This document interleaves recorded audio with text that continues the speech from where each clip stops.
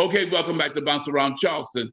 I have a wonderful historian here with me, one of my very best friends, the Reverend Dr. George E. McKain of the African Methodist Episcopal Zion Church, and he's a general officer, and he's going to give us some history about African Methodism.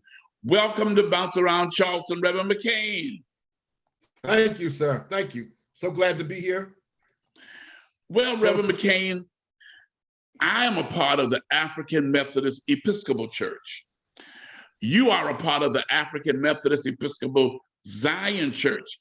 Tell us about the difference.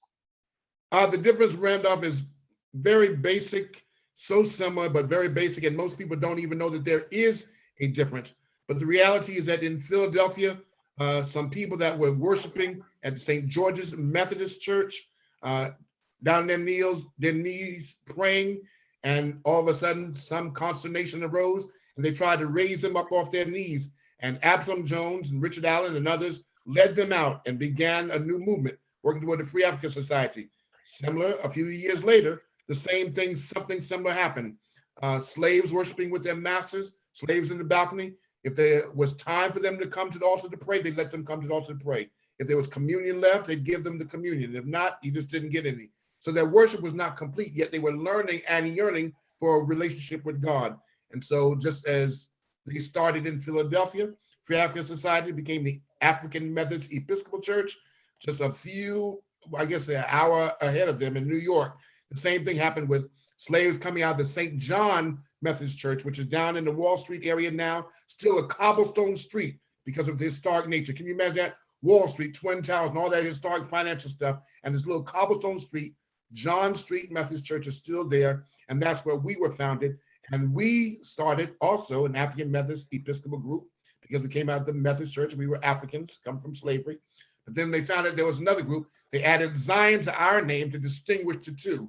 Zion chosen because Zion is the word used most often in the Bible, referring to the city of God. So therefore you have it, African Methodist Episcopal Zion.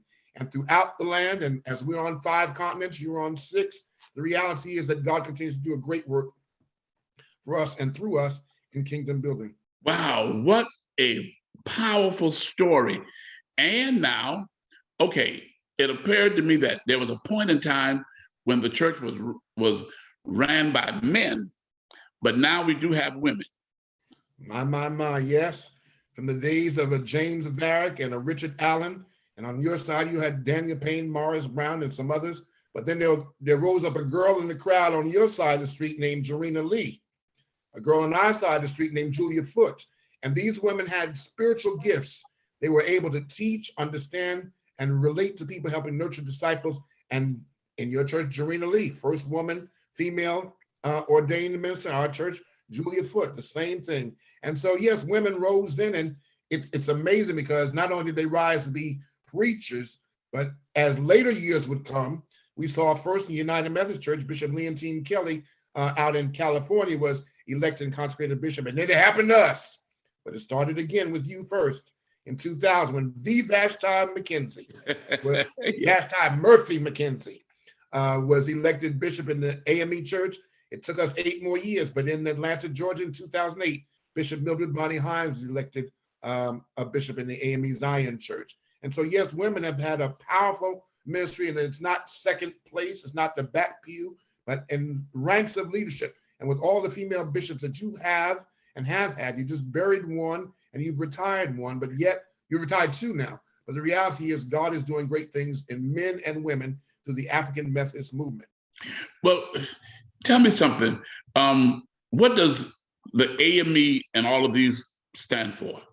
African Methodist Episcopal, African Methodist Episcopal Zion, all is about freedom and liberation. There's a third historically Black Methodist church, the CME Church, Christian Methodist Episcopal Church. At one time, they were the colored Methodist Episcopal Church until late in the 60s, I believe, 1960s, their name was changed to Christian from the colored Methodist Episcopal. Today, they're the Christian Methodist Episcopal. And all 3 were about freedom and liberation for the experience of those who believed in the Methodist doctrine, mainly because they'd been indoctrinated by worshiping with their masters, but then appreciated who God became for them in a methodical, manner of learning and being made to be disciples of Jesus Christ. And so where are these? Okay, you talked about how many churches and we have in our Zions and our churches. So where are a lot of these churches located? Located all over the world. And it's amazing because there are some spots where one denomination could be much stronger than the other. You know, I talk about us being the Freedom Church, and, you know, I couldn't talk about the Freedom Church without talking about Harriet Tubman being AME Zion, Frederick Douglass being AME Zion, go to Paul Robeson. A lot of people talk about Martin Luther King, who was a Baptist preacher, but don't forget, Bernice says he was because his wife was. In other words, don't forget. And Coretta was an AME Zion church girl out of Alabama, whose father was AME Zion pastor and whose brother just died. Obie Scott presided over the district in Alabama for 30 years as a presiding elder. And so we begin to talk about how and why and where they are. I said all that to say, when I came from New Jersey, I was in North Carolina working at Livingstone College. The bishop sent me to pastor. And I said, I don't know if I want to pastor, leave higher education.